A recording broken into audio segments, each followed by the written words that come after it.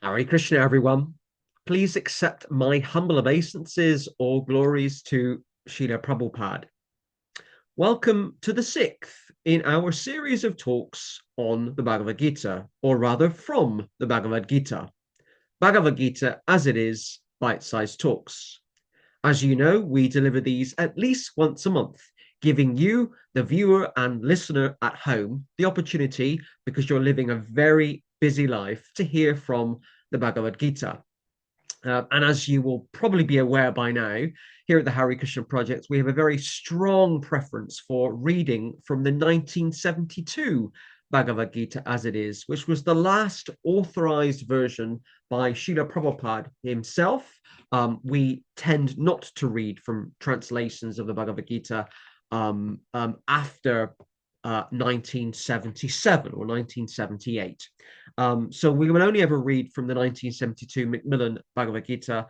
It's our way of really honoring and showing respect for Srila Prabhupada. So you probably know by now how it works. I will read one verse from Sastra, and then I will read Srila Prabhupada's purport. And then I will say a few things, but that's incredibly brief because these talks are not about hearing from me. They're about hearing from Lord Krishna himself through the Bhagavad Gita and hearing from Srila Prabhupada himself. Okay, so here we go. So on this month's edition or this month's bite-sized talk, I'm reading from Bhagavad Gita, chapter 6, verse 6. And here's how it goes. For him who has conquered the mind is the best of friends. But for one who has failed to do so, his very mind will be the greatest enemy. And here is the purport given by A.C. Bhaktivedanta Swami Prabhupada. The purpose of practicing eightfold yoga is to control the mind in order to make it a friend in discharging the human mission. Unless the mind is controlled, the practice of yoga for show is simply a waste of time.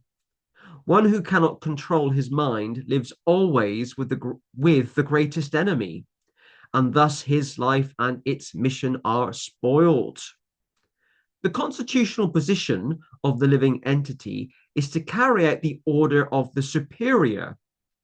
As long as one's mind remains an unconquered enemy, one has to serve the dictations of lust, anger, avarice, illusion, etc. But when the mind is conquered, one voluntarily agrees to abide by the dictation of the personality of Godhead, who is situated within the heart of everyone as Paramatma. Real yoga practice entails meeting the Paramatma within the heart and then following his dictation. For one who takes to Krishna consciousness directly, perfect surrender to the dictation of the Lord follows automatically. This week, across most of the world, people will be marking or celebrating or observing Halloween. You thought I was going to say Diwali, didn't you? They'll be marking or observing Halloween. And there are lots and lots of customs that are observed around the world. And there's lots of stories about ghosts and demons and the devil. The devil often comes out on Halloween.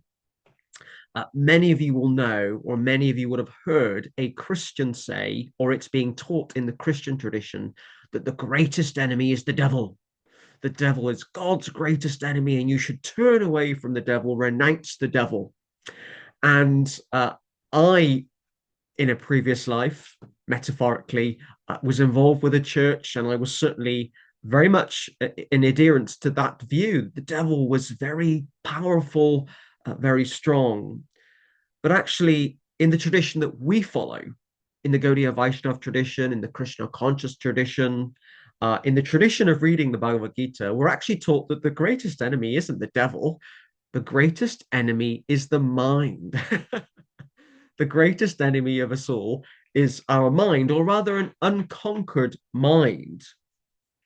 This is a verse that I will often, for various reasons, share with friends of mine, family of mine who are not followers of the Krishna consciousness movement. Because actually, I find it quite a soothing verse. People are going through something difficult in their life. They're having some problems. There's some family issues, financial issues, and people worry. Um, put your hand up. I can't see what you're doing, but put your hand up if you've ever worried. I have. I've worried about stuff going on in my life, and granted, I don't worry about things like I used to, because the process of chanting japa and following the Krishna consciousness message helps. It does help to certainly eliminate worries, but from time to time, I still worry. I have one or two friends that really worry a lot. And if I ever get the chance, I'd like to kind of do a little game with them, or maybe a little competition. And what I'd like them to do, and you could do this at home as well if you're a natural worrier, is if you worry, write down the worry on a piece of paper and put today's date. Go back to it after 7 days and then look at that worry. What were you worried about? And did that thing that you were worrying about actually happen? I think in about 95 or 98% of cases, the things that we worry about never actually happen. The mind is these overwhelming thoughts, can be, or they are, our greatest enemy. And I often will share this verse from the Bhagavad Gita as it is with friends and family because it's quite encouraging, to show them and to teach them and to demonstrate to them that your mind is just overwhelmed with worry, with thoughts, with feelings, with emotions, with vices. And actually trying to conquer the mind is to control the mind is the greatest thing that we should be able to do. Now, I don't know about you, but I am often always thinking. I cannot stop thinking. From the moment I get up in the morning to the moment I go to bed at night, I am thinking. I've always got something on my mind. I need to do this, I need to do that. I am a morning person. When I get up very early in the morning, I'm thinking, right, what have I got to do today? How am I going to do it? By what time do I need to do it? I've got all these deadlines, these things to do. Our minds are always racing.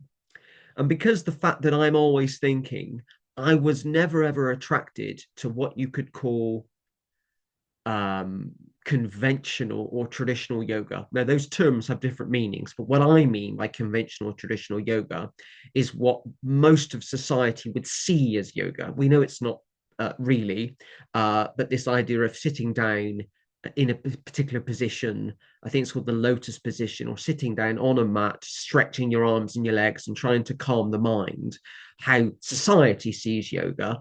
I was never attracted to that because I literally just can't sit still. I literally cannot focus. Probably the reason I was given the name Narada Das, because I'm all over the place all the time, racing here and racing there. And one of the many things that attracted me to the practice of bhakti yoga, or the practice of chanting japa, was it was a very easy or easy-ish way of calming the mind without having to sit in a bizarre position, on the floor. And I often think of Prabhupada when I'm wanting to calm my mind. One of the greatest things, or the greatest thing, that Prabhupada brought to the West in the 60s and the 70s as part of his earthly mission, so to speak, was the benefits of chanting japa. He brought the Hare Krishna Maha Mantra, which had been contained in India for thousands of years, he brought it to the West. So heathens like me, so sinners like me and you, could chant it, could chant the Hare Krishna mantra. And one of the many things I love about chanting the Hare Krishna mantra is I can do it sitting down, I can do it, going for a walk, I can do it, on the bus. I can do it in so many situations and in so many circumstances. The process of chanting japa, of chanting the Hare Krishna mantra, is well, it's the process in this age for liberation. And I'm often so grateful to Srila Prabhupada for bringing the practice of chanting japa to the West so we could all follow it. It's so difficult to calm the mind. The mind can be our best of friends or our greatest enemy. Um, the best way in this life to try and calm the mind, to try and dovetail our thoughts, our feelings, our emotions to Krishna rather than thinking about ourselves and our own desires and our own attachments is to chant um, the Hare Krishna mantra and live what we would call a sattvic life, associate with other devotees, read devotional books, such as the books of Srila Prabhupada, take prasadam, eat prasadam. All of these things help us in our spiritual lives and help us to calm the mind.